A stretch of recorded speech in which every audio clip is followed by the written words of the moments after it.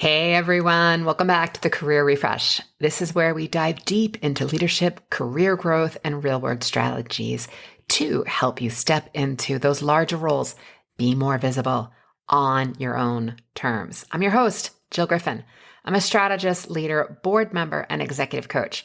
And I spent the last 15 years helping thousands of people achieve their goals, improve workplace performance. And today I am taking you through something that I am hearing being talked about in the nooks and crannies, which means it's going to start to blossom and get bigger. And that is not the traditional career path, but what we are calling the portfolio career. Ready? Let's dig in.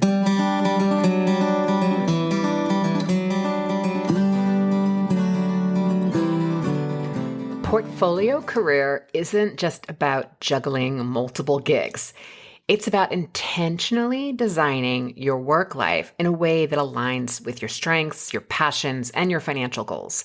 It's about owning that career narrative, strategically stacking your skills, and positioning yourself for long-term success. And in today's super fast-moving professional landscape, this approach is essential. People think about a financial portfolio, perhaps an arts portfolio. A portfolio career is where professionals build diverse income streams while leveraging their skills across multiple roles, industries, ventures, and it's not about following a linear career path.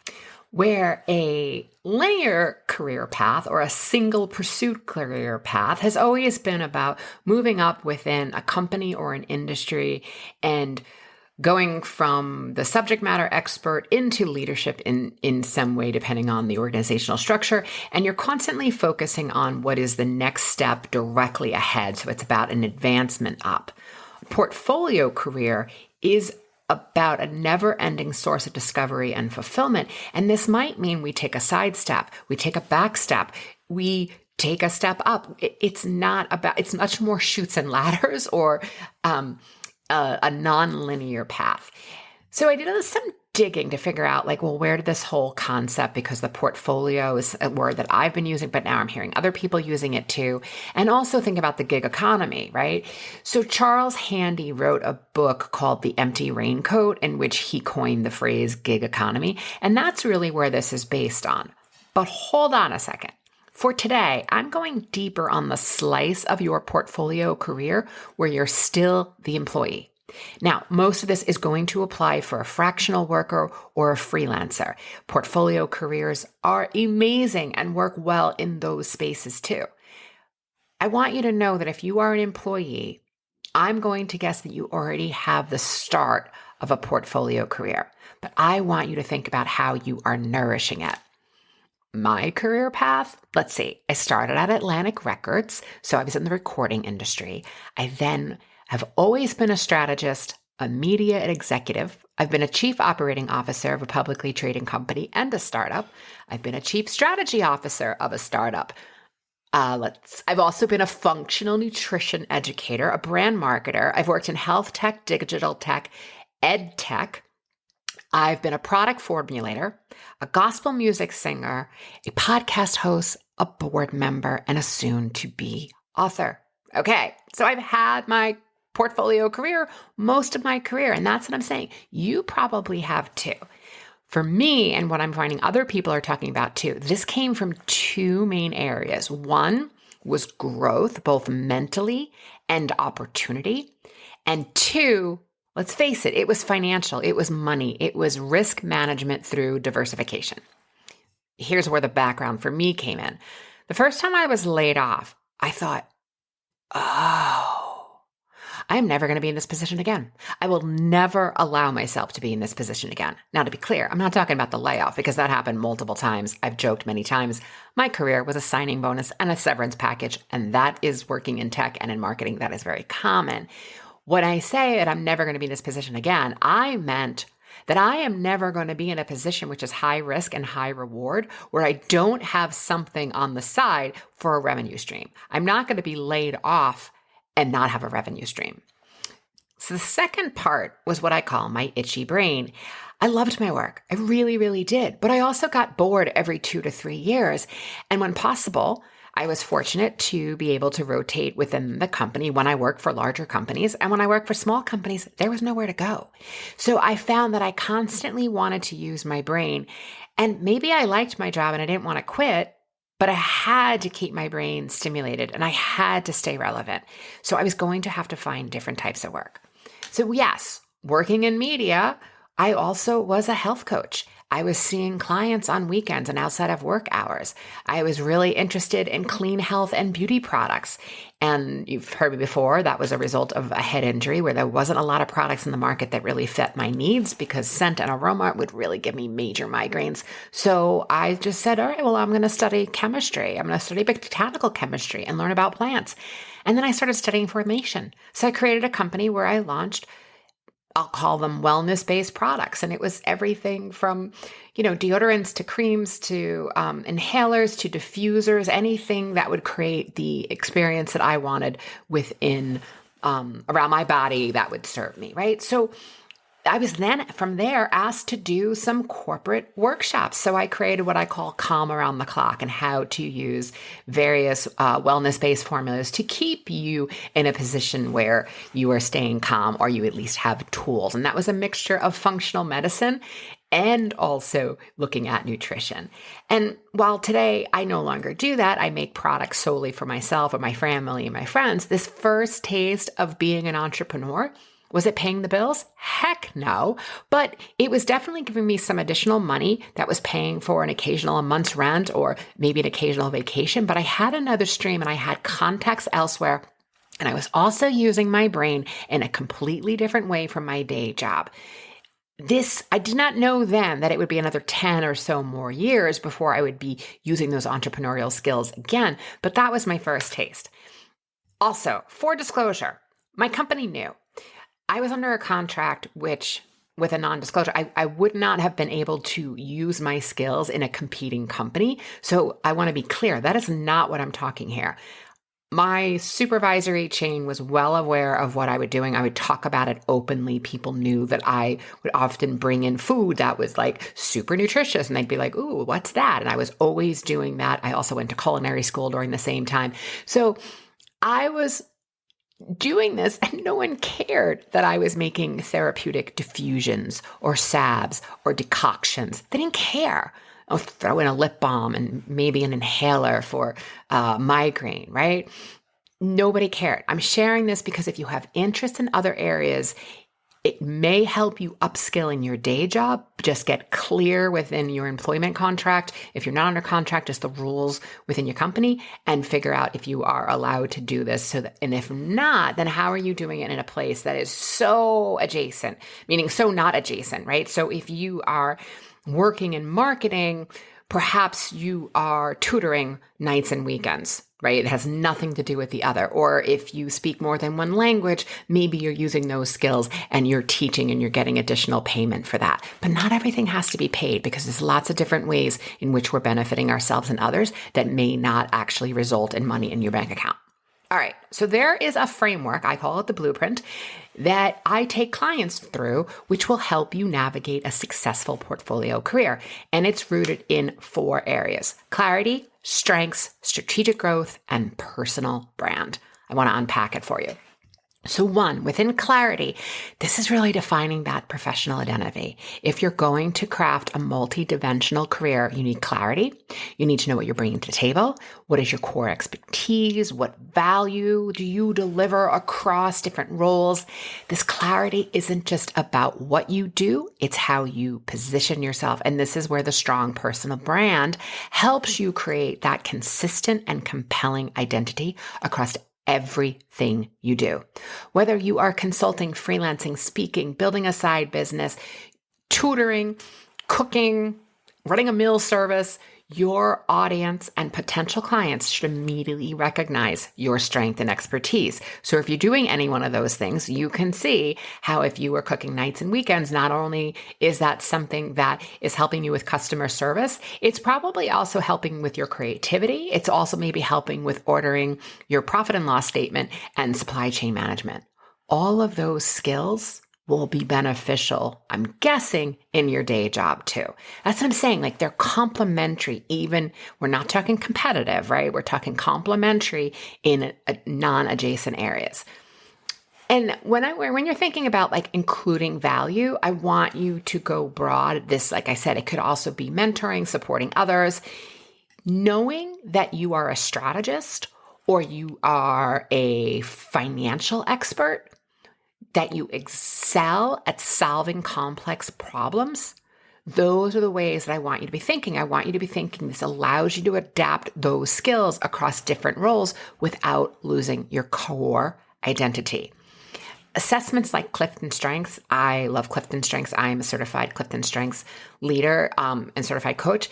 And also in the coming months, this is kind of exciting. I haven't really mentioned this before, but in the coming months, I'm releasing my personal branding assessment, which is persona or avatar based. And I weave this into the personal brand work because I believe people need to see themselves in order to identify with themselves. Some of us have this gift. Others need to see a little suggestion.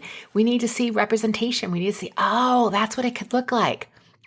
I might need to see that it's possible that someone could have a persona of a humanitarian, which they're working on always improving their lives of others and their own community, really doubling down on fairness and compassion, and work in a company and not necessarily work in a nonprofit. Or another example might be someone who has the identity or the persona of a constant explorer. They're charting new paths. They're going for new discoveries, but they're not doing it because they're hiking. They're still working in a corporate environment, but they're charting new paths and thinking about new ways in which they can move the brand or product forward. I believe it's helpful, and I've seen it with all my clients' work, to see that representation elsewhere. This type of personal branding assessment, again, it's coming very soon. Watch this space, and you will definitely see it. So spending time knowing your identity is going to help you know where you want to go. The second area is strengths. I talked a little bit about it, about the Gallup Strength Assessment. One of the biggest mistakes people make in building a portfolio career is that they try to do everything. I want you to play to your strengths. Identify those skills and the knowledge that sets you apart from others and look for ways to integrate them into multiple income streams. Don't just do it always for the money. I want you to make the money. But there are times that you might take on an experience because the trade-off of it is like really cool. There's a really good exchange. There were times when I first started out that I would speak for free because the trade-off of who I was speaking for or who might be in the audience, I'd walk out of there with a couple of extra clients. Again, you have to look at the trade-off. It's a personal decision as to whether or not you're doing it for income or not. I always want you to be paid. Another way to think about it is like if you're an excellent communicator, the skill that can be leveraged there might be public speaking, content creating, consulting, or if you have a deep expertise in a particular industry, you can apply that through coaching or writing, or also think about fractional roles. There's a lot of companies out there that pay you for an hour of your time. Again, you have to check your employment agreement, but they'll pay you for an hour of time if you have an expert. But also be careful, because I did this once and I was used. I was asked for my media expertise. They said they would pay me, but they just had a few questions. Well, basically, they asked me all the questions and they didn't need to pay me. So again, junior, young and dumb, that's what I did. It's okay. Again, oh, I'm never going to have to be in this position again because now I'm clear. You want to be thinking about creating that synergy between the various components of your career and places that they can reinforce you and elevate both yourself and those around you. Next is strategic growth. Staying ahead of industry shifts. Listen, if I hear one more person talk about AI, I use it all day long and I've been using it for years in my work. I mean, to be a solopreneur, yes, I have people working for me, but the volume of work that I need to get done on a regular basis, if I wasn't using AI tools, it would take me a lot longer and I would have dissatisfied clients. So making sure that you are staying on top of it. There are courses out there you can take for free. There are courses, don't forget your your local library offers things. That professional landscape is moving so fast that staying relevant means continuously learning and adapting. And if for some reason you are unemployed right now, this is where I want you to dig in deep. I want you to spend some time looking for a job. I want you to spend some time upskilling, cross-skilling, and reskilling wherever you need to. It will help your portfolio career. I have an example of a client who has a senior job in corporate finance, and he volunteers at a local animal shelter. And after doing that for quite some time, he now helps them with the social media. He's not planning on getting a job in social media, but this now makes him more value to his company because he understands the department in marketing that is working on social media. He has broadened his portfolio and he understands not only the financial, but some of the legal terms with dealing with social media, what's working and what's not. He has made himself more valuable in a way that he actually really enjoys because he's still getting to volunteer at the animal shelter. The portfolio career is key to success is going to be on how you effectively market yourself. And this starts internally. The most skilled person doesn't necessarily get the opportunity or the promotion. Today's formula is yes, you need the skill. Yes, no doubt. But it's also the opportunity is going to go to the person who knows how to navigate the complexities of the modern workplace, who knows how to work cross-functionally and understands what other departments do. That's the person who's constantly networking and talking about the value that they are bringing to any organization or project. Building a strong brand starts with your storytelling. I want you to have a strong LinkedIn presence, even if you don't plan on looking for a job. I want you to think about what industry events, what workshops can you go to or attend? Where can you speak? Where can you be part of round tables?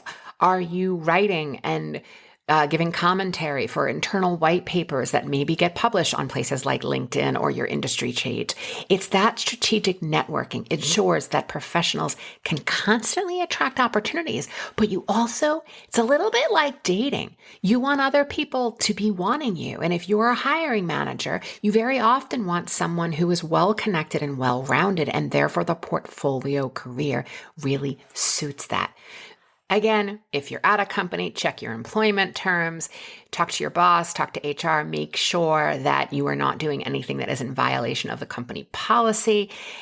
Again, I'm making an assumption here, but if you're working in finance and volunteering at an animal shelter, the odds are your company doesn't care that you're helping the animal shelter help them with their social media. That's what we're talking about. Look, in an era where job security isn't just about tenure, it is about agility. And this is the constant way that we think about how do we future-proof ourselves. AI and automation are constantly reshaping industries, and thinking about your career ladder, I think, again, is a little bit stale. And I want you to think about a web of opportunities and the places where you may want to strategically pivot. If you are intentional with this, you will notice that there are gaps in your own experience and areas in which you want to either upskill or reskill, or if you have the skill, but you're not actually using the muscle enough, where else can you do that? This is going to help you diversify your income and your career opportunities without losing focus. You will be able to create a compelling personal brand because, again, it diversifies you. Diversity is beautiful. It's what makes us stronger. And when you are a diverse person who does lots of things, you're a more interesting person. It also helps you stay ahead of industry challenges by continuously evolving your own skills and therefore helping your colleagues or your direct reports with what they may need to upskill yet. And basically, it's helping you build a career that's a mix that's both financially sustainable and personally fulfilling. Again, I'm not saying when I was doing other side hustle related work that I was making big bucks. Again, it was occasionally a month's rent here or there, but it was things that really helped me personally fulfill. And it's those opportunities that actually connected me to not only my entrepreneurship, but when I did go out on my own later, guess who hired me? Those people were some of my first clients. Look, if you feel stuck or you're feeling like what is the next thing that you need to do in order to be more visible or to move into that larger role, you want to future-proof your work life, and a portfolio career is going to be really helpful. But again, you need to be intentional. This is designing, thinking through, clarity.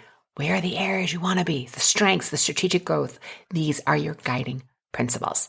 All right. So you know me. I always want to know, what's your next move? I want to hear about it. Email me at hello@jillgriffincoaching.com or hit me up on any social media, and I would love to hear your thoughts. Until next time, friends, embrace possibility, be intentional, inspired, and kind. I'm Jill Griffin, your host of the Career Refresh podcast. My mission is to make workplaces more successful for everyone. So if you have ideas for topics or future guests, please email us at hello@jillgriffincoaching.com. Until next time, embrace possibility, be generous, intentional, and kind.